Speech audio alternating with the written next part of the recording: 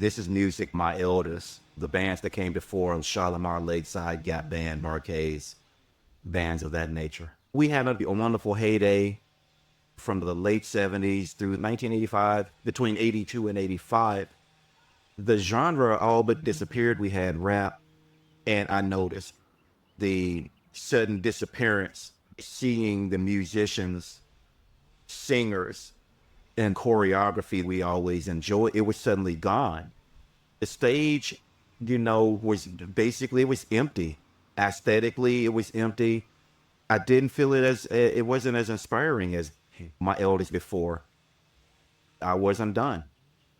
I'm from Memphis, Tennessee, so rhythm and blues, I like to call rhythm and blues rather than R&B, because honestly, there are two different genres for me. At that time, I saw those shows. It wasn't something that I just heard. It was something I experienced. I am a drummer because God gave me that. I was inspired by everything else on that stage. The guitars, bass, keyboards, singers, choreography, everything. It was an experience. You could see other musicians in the audience mimicking bass or guitar. I'm into rock and metal. When you see Rush, you can tell the drummers in the audience because they're air drumming. When I would see Rick James, you could see everybody playing. You could tell who played what. It was an experience. It's a nod to my elders. I want to honor my elders. That's the best way I can put it. It's something I want to do. I have a passion about it. I spent too much time desiring to do this.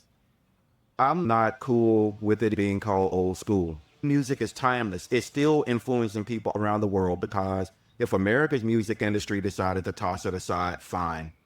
I'm not 12 years old anymore. I didn't say I was done with it.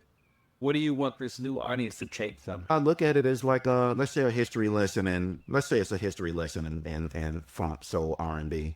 And the word has been thrown around so much. When you said funk back in the day, it hit you in the stomach. You knew you were going to get it. Walk in one way, walk out a different way. I've been blessed to be a member of the Crusaders. The last 7 years of Joe Sample, Wilton Felder was the tenor sax player. Wilton Felder was also the bass player on all the Jackson 5 stuff back in the day on Motown. He was the bass player on all of the Barry White music. He switched to saxophone. He was the saxophonist with the Crusaders. Joe Sample, of course, was played on hundreds of hits, playing Fender Rhodes and, piano and things. But I got to talk to them because they were there before the funk era. They were there during my elders. I was trying to absorb everything. It was a blessing from God. So again, the whole deal of funk to me being, it's an experience. It's a sound, yes, but it has a pulse and a vibration. Funk is its own thing. So that's something that you can respond to. I think it was absolutely contagious. What I would hope is that the audience today, which has been basically cultivated to receive music that's not on that level of depth, to just, I'm not certain who will, but I believe people will. It can happen. There even seemed like a respect for family. The music that was created seemed to bring the world together. I remember hearing on an interview or report, I was probably out of the country, unlike a lot of tabloid reports about Michael Jackson. One thing I heard about Michael Jackson was how he created music that brought warring nations together. And that hit me very deeply. This was years ago, but it hadn't changed. But that's what this music did. It literally, people who you didn't know what types of people were in the audience, who they agreed with, who they didn't agree with. We were all there. It was like church away. It was this gathering of, well, I don't care what's going on out there right now. I don't care who this person votes for, what political party, what iteration of personality or life or whatever this other person is. We are all here. Like One Nation Under a Groove by Funkadelic. I liked some of their music. One Nation Under a Groove resonated on a deeper level. It was much more than that. If you saw the Summer of Soul, which made me cry every time I saw it, I completely identified with that brother Quest was interviewing. At the end, he was crying. He was just caught up in emotion. And Questlove said, "You're not crazy." He was going, "I'm not crazy. Thank you. I experienced this. This was real." Why did it have to be such a surprise? It shouldn't have even been a big deal, but we're decades away from that harmony. Like I said, I'm not done.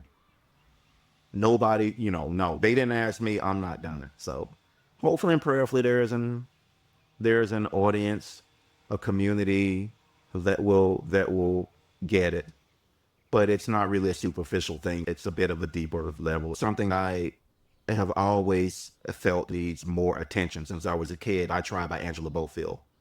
Would you be interested in hearing one of the reasons I want to do that song? If you listen to this fantastic song with a deep alto voice, at the end of the song, she does an ascension. It vamps out, fades when she goes on singing, "You know that I wanted to make you mine. It is just a matter of time." She's singing those words. The music moved, and it wasn't just a bunch of acrobatics. It was, she's just putting it out there. That song, Back Together Again, that's Donny Hathaway and Roberta Flack. I want to do that one. Second time around, Shalamar. Got to get in Fantastic Voyage by Lakeside. It's too many songs.